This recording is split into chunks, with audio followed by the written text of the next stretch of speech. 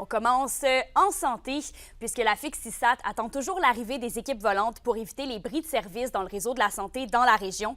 Mais Sophie, on en est où là avec ce dossier?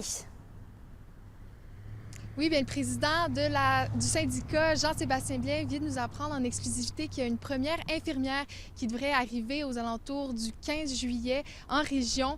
Et c'est une nouvelle qui était attendue parce qu'initialement, les équipes devaient arriver le 20 juin, puis ensuite le 1er juillet.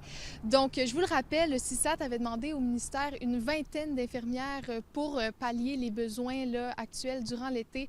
Donc, cette première infirmière pour Jean-Sébastien Blais, c'est une bonne première nouvelle, mais ce n'est pas suffisant, surtout en cette période de vacances où les services là, sont particulièrement fragilisés. Je vous laisse l'entendre sur cette nouvelle.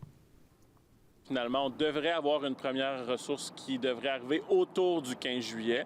Fait que c'est une bonne nouvelle. On sait que ça fait longtemps qu'on attend. Malheureusement, c'est une seule infirmière pour l'instant. Donc, on va espérer que ça va débloquer plus rapidement dans ce dossier-là parce qu'on sait l'ampleur des fermetures de services qu'il y a eu en région. C'est pas une seule infirmière qui va faire qu'on va tout réouvrir. On aimerait ça en avoir davantage, mais au moins, on accueille cette nouvelle-là favorablement. Et Sophie, est-ce qu'on peut s'attendre là, à de nouvelles ressources à venir cet été? Rien n'est moins sûr pour le moment. On pourrait peut-être, selon M. Blais, avoir des nouvelles ressources à la fin du mois de juillet ou au début du mois d'août, mais il dit que les informations qu'il reçoit changent à tous les jours.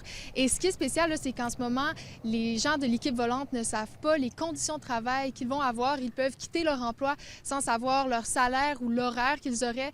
Donc, c'est pas nécessairement très alléchant là, de quitter un employeur pour venir dans une équipe volante. Je vous laisse entendre M. Blais.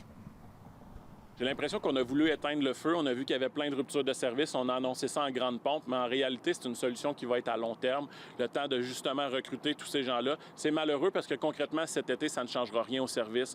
Les gens de l'Abitibi-Témiscamingue auront toutes ces ruptures de service-là. Donc oui, je pense que le ministre aurait peut-être dû attendre, venir voir avec les syndicats, négocier, tenter de voir justement quelles étaient les différentes pistes d'atterrissage avant d'annoncer ça, puis finalement que ce soit une fausse promesse pour nos membres.